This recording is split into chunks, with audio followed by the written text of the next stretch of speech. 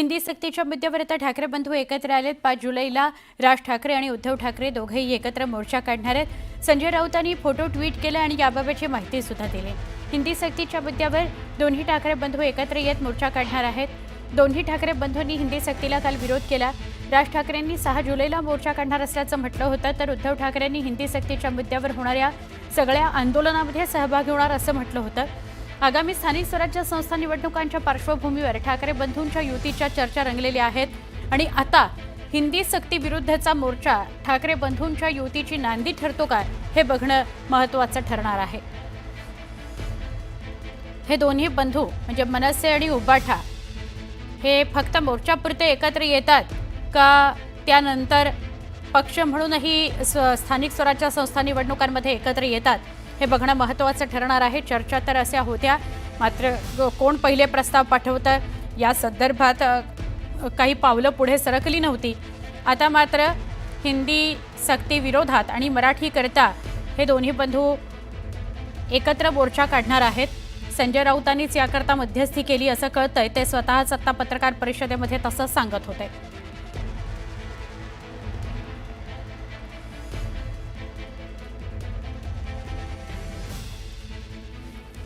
विरोध नाही आहे भाषा म्हणून, पण शालेय शिक्षणामध्ये अशा प्रकारे तुम्हाला महाराष्ट्रात जबरदस्ती करता येणार नाही। गुजरातला यातून वगळलेला आहे नेहमीप्रमाणे। ह्याच्यावर अनेक मराठी भाषिक संस्था एकत्र आल्या आणि त्या काम करत आहेत। खास करून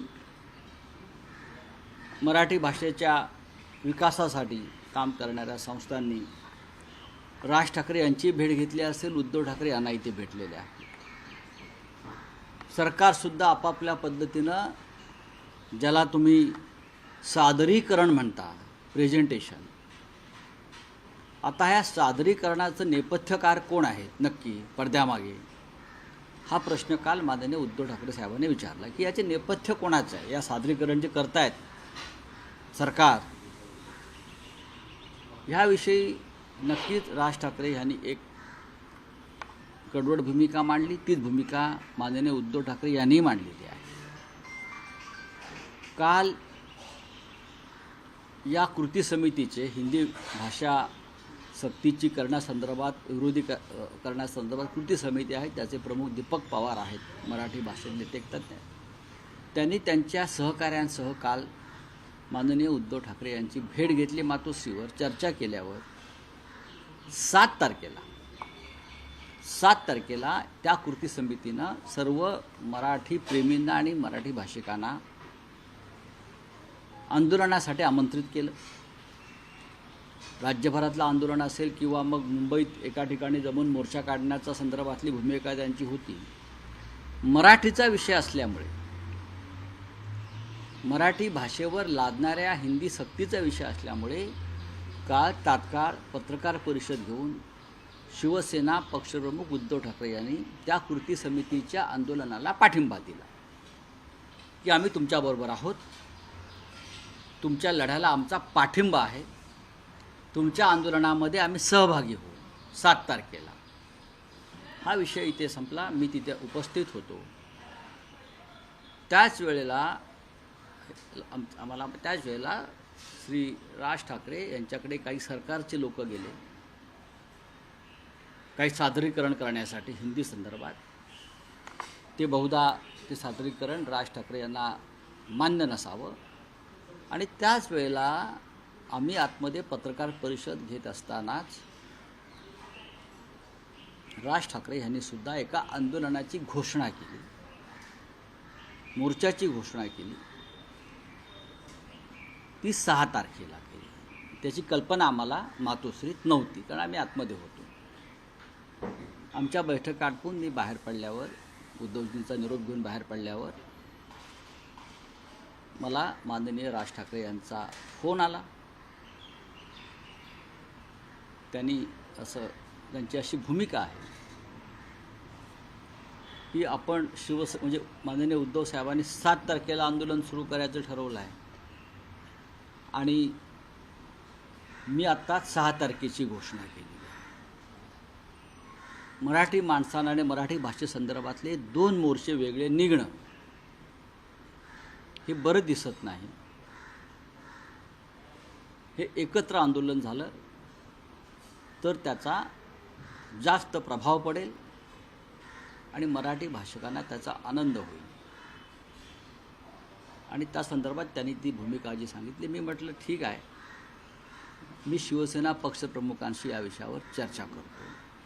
आणि मी पुन्हा मातोश्रीत गेलो, माननीय उद्धवजींना सांगितलं की असा मनसे प्रमुखांचा दूरध्वनी आत्ता झाला माझ्याशी आणि त्यांची अशी भूमिका. याच्यावरती कोणतेही आडेवेडे न घेता उद्धवजी असं म्हणाले की मराठी माणसाचं ऐक्य दिसणं हे गरजेचं आहे. आपण सगळे मराठी माणसं मराठी भाषेच्या वरील सक्तीविरोधात एकत्र आहोत, ही माझी भूमिका आहे आणि माझ्या मनात वेगळा मोर्चा काढण्याची काहीही तशी भूमिका नाही. आपण अचानक ठरवलेला मोर्चा आहे, पण आपण 7 तारखेची तारीख यासाठी ठरवलेली आहे. 6 तारखेला आषाढी एकादशी आहे, रविवारी, आणि राज्यभरामध्ये आषाढीचा उत्सव असतो. माध्यमांवरती सुद्धा आषाढीचा उत्सव असतो. आपल्या आंदोलनाला मराठी माणसांपर्यंत थोडं पोचवणं अडचणीचं जाईल, कारण दिवसभर तुम्ही आषाढीचे कार्यक्रम दाखवणार आहात. तर म्हणून आपण 7 तारखेला घेतला आहे. एकत्र आपण जर करणार असू तर माझी काही अडचण नाही आहे या संदर्भात. एक तर आपण त्यांच्याशी चर्चा करू, 7 तारखेत त्याने सहभागी व्हावं आमच्या मोर्चामध्ये, किंवा ही तारीख आपण 5 तारखेला करावी, ही 6 तारखेची आहे. त्यानुसार मी परत माननीय राज ठाकरे यांच्याशी चर्चा केली, त्यांना विनंती केली की असं शिवसेना पक्षप्रमुखांचं म्हणणं आहे. त्यांनी तात्काळ त्याला होकार दिला. त्यांचा फोन आला परत चर्चा करून त्यांच्या सहकार्यांशी, आणि म्हटले आपण 5 तारखेला हा जो मोर्चा आहे 6 तारखेचा आमचा, तो आम्ही 5 तारखेला करू आणि आपण सगळे त्याच्यामध्ये सहभागी होऊ. हा राजकीय अजेंड्याशिवाय मोर्चा असेल, एकच अजेंडा मराठी भाषा, कोणताही झेंडा नाही, आणि आपण सगळे त्याच्यामध्ये मराठी भाषेत म्हणून सहभागी होऊ. आणि त्याला माननीय उद्धव ठाकरे साहेबांनी मान्यता दिली. त्याच्यामुळे 7 तारखेला जे शिवसेनेचं आंदोलन होतं ते, आणि 6 तारखेला जे माननीय राज ठाकरे यांचं आंदोलन होतं, त्याऐवजी दोघांचं एकत्र आंदोलन आणि मोर्चा हे आता 5 तारखेला निघेल. आता फक्त 5 तारखेला जी वेळ ठरवलेली आहे सकाळी 10, ती 10ची वेळ सोयीची नाही आहे. आम्ही त्या संदर्भात दोघे मिळून चर्चा करू आणि कुठून कुठे मोर्चा न्यायचा या संदर्भात आम्ही चर्चा करू. आत्ता त्यांनी पूर्वीच्या त्यांच्या कार्यक्रमानुसार काही गोष्टी जाहीर केल्यात, पण त्याच्यावर सकाळी 10 ही वेळ कोणालाही सोयीची नाही मोर्चासाठी. लोक लांबून येतात, महाराष्ट्राच्या कानाकोपऱ्यातून या मोर्चात लोक सहभागी होतील, त्यांना सोयीचं व्हावं म्हणून वेळेच्या बाबतीत काही बदल केले जातील. त्या संदर्भात मी आज बोलीन माननीय राजसाहेबांशी आणि त्यांच्या सहकाऱ्यांशी, आणि वेळ आपण थोडी मागे पुढे करू आणि जागेचं नियोजनसुद्धा करू.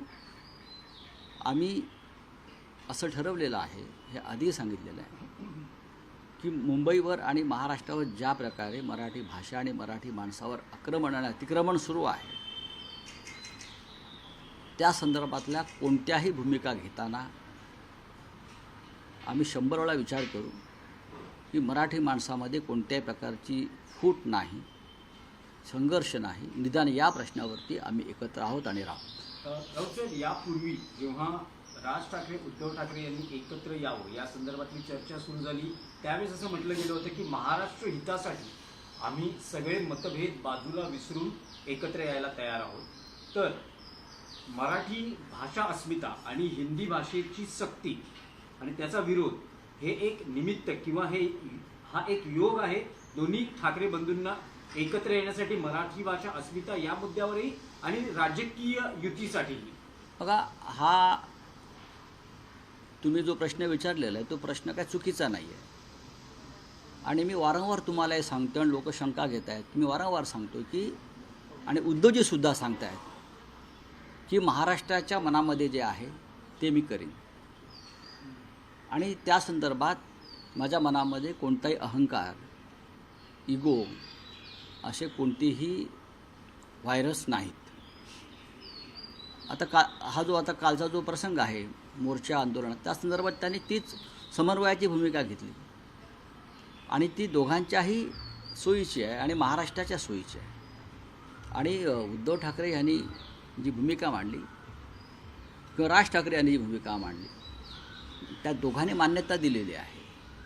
7 तारखेला आम्ही काढणार होतो, 6 तारखेला राज ठाकरे काढणार होते मोर्चा. 6 तारीख गैरसोयीची आहे आषाढी निमित्त, अशी आमची भूमिका आहे. आम्ही त्यांना ते सांगितलं, त्यांनी ते स्वीकारलं. आता 5 तारखेला हे आंदोलन एकत्र होईल. राऊत सर, माझा विषय स्पेसिफिक आहे की मराठी भाषा अस्मिता हा 2 ठाकरे बंधूंना राजकीय दृष्ट्याही एकत्र येण्याचा मुद्दा असू शकतो का? ते मनाने एकत्र आलेलेच आहेत. भाषा हा एक महत्त्वाचा विषय आहेच. मराठी माणसाचा स्वाभिमान, अस्मिता, मुंबईवरती होणारं आक्रमण या विषयावर संयुक्त महाराष्ट्राच्या लढ्यात ज्याप्रमाणे आम्ही सगळे एकत्र आलो, मतभेद विसरून राजकीय, त्या प्रकारचा लढा उभं करण्याची गरज दोन्ही प्रमुख ठाकऱ्यांना वाटते आहे आणि त्यात काही चुकीचं असं मला वाटत नाही. त्याच पद्धतीचं आक्रमण मुंबईवर होते, मुंबई ओढण्याचं, मुंबई तोडण्याचं, मराठी माणसाला हद्दपार करण्याचं. त्यावेळेलाही मग संयुक्त महाराष्ट्राची समिती स्थापन झाली, त्यात सगळेच पक्ष एकत्र आले आणि तो लढा दिला. आताही आम्हाला त्याच पद्धतीनं लढावं लागेल आणि या लढ्याचं नेतृत्व शेवटी ठाकऱ्यांनाच करावं लागेल.